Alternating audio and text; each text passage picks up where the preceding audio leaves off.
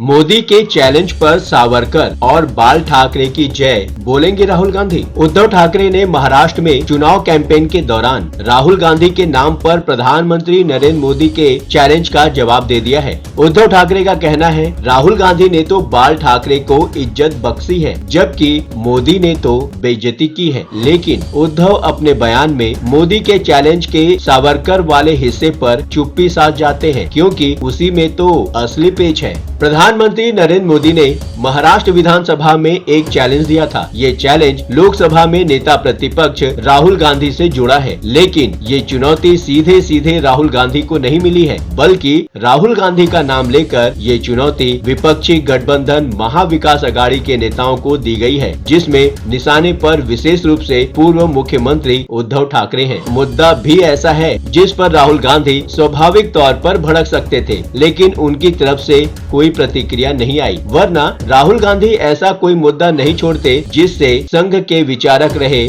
विनायक दामोदर सावरकर का जिक्र किया गया हो। चूंकि मोदी के चैलेंज में शिवसेना के संस्थापक बाला साहेब ठाकरे का भी नाम जुड़ा है, इसलिए उद्धव ठाकरे ने मोदी के ही बयान का हवाला देकर पलटवार किया है और राहुल गांधी को न सिर्फ क्लीन चिट दी है, बल्कि तारीफ भी की है। नमस्कार, आप देख रहे हैं न्यूज कॉल 24। देश दुनिया की हर छोटी बड़ी खबर सीधे आपके स्क्रीन पर। न्यूज कॉल 24 के खास प्रोग्राम बात की बात में आपका स्वागत है। बात समझनी है तो पूरी सुननी पड़ेगी। नई सोच और नए नजरिए को लेकर मैं हूं आपके साथ सुशील गिरीश। सच के साथ सच को समझने के लिए वीडियो में आखिरी तक बने रहिए। बीते वक्त में ये जरूर देखने को मिला है कि राहुल गांधी जब भी सावरकर के बारे में कुछ कहते हैं, उद्धव ठाकरे और उनके साथी संजय राउत तत्काल रिएक्ट करते हैं। संजय राउत तो ये भी कह चुके हैं कि वो नेहरू और गांधी का सम्मान जरूर करते हैं, लेकिन सावरकर का अपमान नहीं सहने वाले हैं। अब बात आती है मोदी के चैलेंज की और उद्धव के जवाब की। महाराष्ट्र की चुनावी रैली में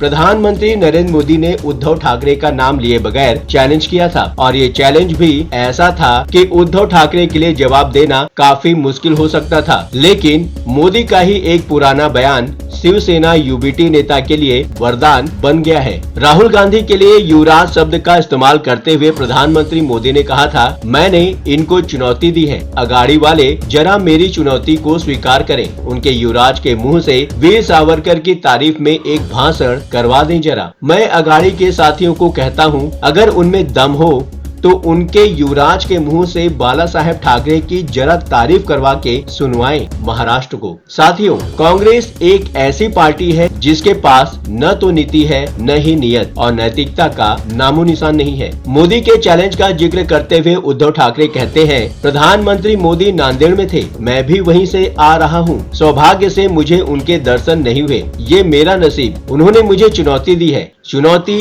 ऐसी दी है कि राहुल गांधी बाला साहेब ठाकरे के लिए 2 अच्छे शब्द बोलकर दिखाएं। उद्धव ठाकरे ने बताया कि लोकसभा चुनाव के दौरान जब शिवाजी पार्क पर महाविकास अघाड़ी की सभा थी, तब राहुल गांधी ने बाला साहेब ठाकरे के स्मृति स्थल पर जाकर उनका अभिवादन किया था। उद्धव ठाकरे ने कहा, मोदी जी, अगर आपकी टीम ने ये वीडियो आपको भेजा नहीं होगा तो वो वीडियो मैं आपको भेजता हूँ। और फिर सख्त शिकायती लहजे में उद्धव ठाकरे कहते हैं, राहुल गांधी ने कभी भी मुझे नकली संतान नहीं कहा, वो पाप आपने किया है। उद्धव ठाकरे उस बात से काफी नाराज रहते हैं और कई बार अपनी नाराजगी जाहिर कर चुके हैं। मोदी से मिले चैलेंज की वजह से ये मौका फिर से उनको मिल गया है। शिवसेना के बीजेपी से गठबंधन तोड़ देने से खफा प्रधानमंत्री मोदी ने एक चुनावी रैली में कहा था, मैं जरा बाला साहेब ठाकरे के नकली शिवसेना के जो उनके संतान हैं, जरा बाला साहेब को याद करूं। मैं उनकी नकली संतानों को पूछना चाहता हूं,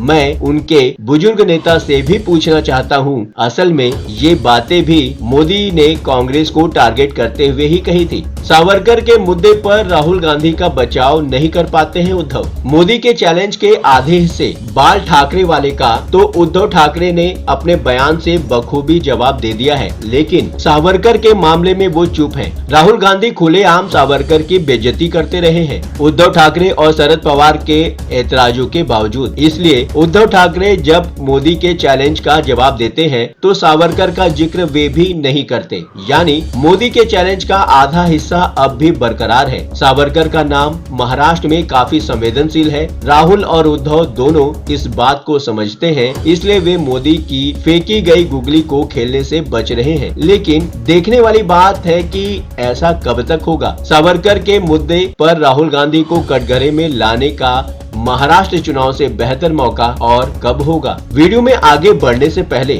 आपसे एक छोटी सी रिक्वेस्ट है। न्यूज कॉल 24 आपको हर खबर के पीछे असली मायने क्या है या क्या हो सकते हैं बताने का प्रयास करता है। न्यूज कॉल 24 के परिवार का हिस्सा बनने के लिए चैनल को सब्सक्राइब करें, फॉलो करें और नोटिफिकेशन में जाकर बेल के आइकन को प्रेस करना बिल्कुल न भूलें। बातों ही बातों में मुद्दे की बात हो जाती है। आइए बढ़ते हैं आज के मुद्दे की तरफ। सावरकर पर राहुल गांधी का रुख क्या नर्म होगा। हाल ही में बीकेसी यानी बांद्रा कुर्ला कॉम्प्लेक्स में महाविकास आघाड़ी की तरफ से स्वाभिमान सभा का आयोजन किया गया था। कार्यक्रम में सहयोगी दलों के नेताओं के साथ साथ कांग्रेस नेता राहुल गांधी और मल्लिकार्जुन खड़गे भी शामिल हुए थे और चर्चा इस बात पर थी कि वहां पर वीडी सावरकर लिखित गीत जय स्तुते गाया गया। हालांकि ये गीत कांग्रेस नेताओं के भाषण से पहले ही गाया गया था। सावरकर के मुद्दे पर राहुल गांधी का विरोध जग जाहिर है। यहाँ तक कि भारत यात्रा के दौरान और लंदन के एक कार्यक्रम में भी राहुल गांधी ने सावरकर पर अपनी राय जाहिर की थी।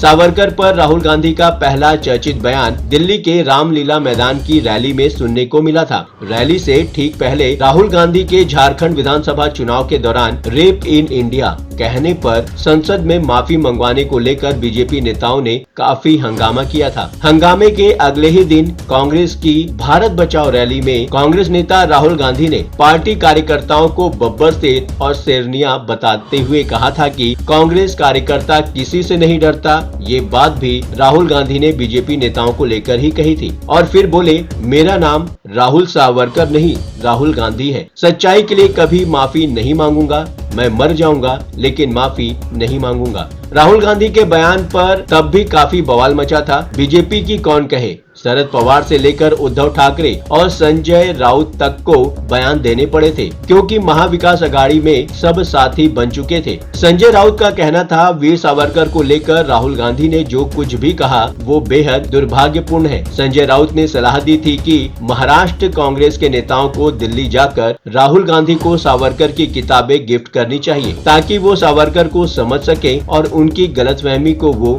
दूर कर सके। संजय राउत का कहना था, कांग्रेस के कई नेताओं ने आजादी की लड़ाई लड़ी है और जेल में रहे, चाहे वो जवाहरलाल नेहरू हो, महात्मा गांधी हो या सरदार पटेल हो या फिर सुभाष चंद्र बोस हो। हम भारत की आजादी में इनके योगदान को स्वीकार करते हैं और इनका सम्मान करते हैं। चुनावी राजनीति में ऐसी चीजें चलती रहती हैं और कई बार तो इतनी घटिया बातें होने लगती हैं कि लगता है मर्यादा की कोई हद भी नहीं रह गई है। केवल सवाल ये भी है कि जब यूपी के मुख्यमंत्री योगी आदित्यनाथ का चर्चित धारदार स्लोगन बटेंगे तो कटेंगे बीजेपी नेता पंकजा मुंडे और एनसीपी नेता अजित पवार को बर्दाश्त नहीं हो रहा है, तो क्या राहुल गांधी से सावरकर के बारे में तारीफ के दो शब्द की अपेक्षा की जा सकती है? आपको क्या लगता है? ये प्लेटफॉर्म है जनता का, आपका, आपकी आवाज उठाने का। अब आपकी बात नहीं रहेगी अनसुनी। आपकी सलाह, आपकी राय हमारे लिए मायने रखती है। खुलकर अपनी बात रखें, कमेंट करें और अपनी प्रतिक्रिया अवश्य दें। अभी तक आपने चैनल को सब्सक्राइब नहीं किया है तो देर किस बात की। चैनल को अभी सब्सक्राइब करें, नोटिफिकेशन में जाकर बेल का आइकन प्रेस करना बिल्कुल ना भूलें। आज के लिए बस इतना ही। लगातार खबरों के लिए बने रहिए न्यूज कॉल 24 के साथ।